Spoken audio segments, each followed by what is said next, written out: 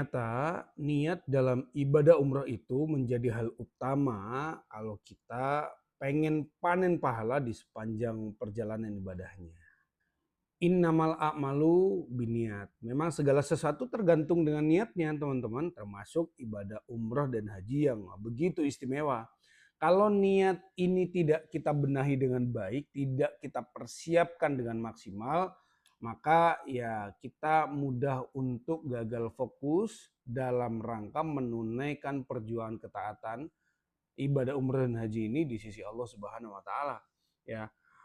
Maka nggak heran ketika ada orang-orang di sepanjang perjalanan ibadah umrah dan hajinya dia mudah mengeluh, dia mudah merasa jenuh, atau mungkin terkadang dia tidak merasa menikmati sepanjang perjalanannya dengan ujian-ujian yang Allah berikan, entah itu ujian kesabaran maupun ujian kenikmatan. Bisa jadi karena niatnya dari awal belum disiapkan dengan sebaik-baiknya persiapan.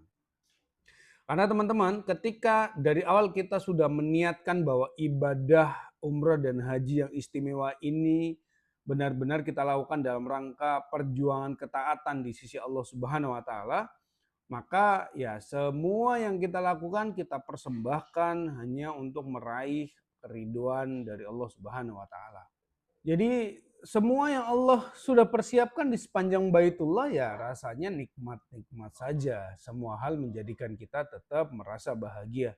Karena kita tahu persis bahwa itu akan terkonversi menjadi sebuah pahala di sisi Allah Subhanahu wa taala.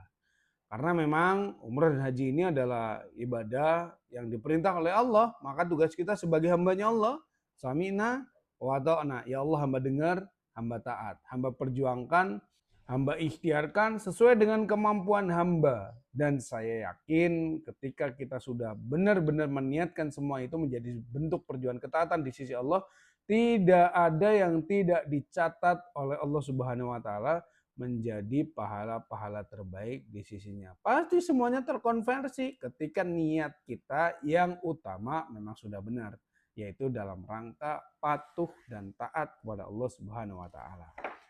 Nah, tugas kita berikutnya ya bagaimana caranya kita bisa menikmati dengan penuh kesadaran semua yang sudah Allah persiapkan di Baitullah. Kalau kita sudah menyadari bahwa ini bentuk undangan dari Allah, perjuangan taat di sisi Allah, nggak mungkin kan di sepanjang perjalanan kita itu mudah mengeluhnya, mudah emosinya bahkan, atau mungkin kita sekedar ingin menikmati perjalanannya saja, atau mungkin melihat pemandangan-pemandangan indahnya saja di Baitullah.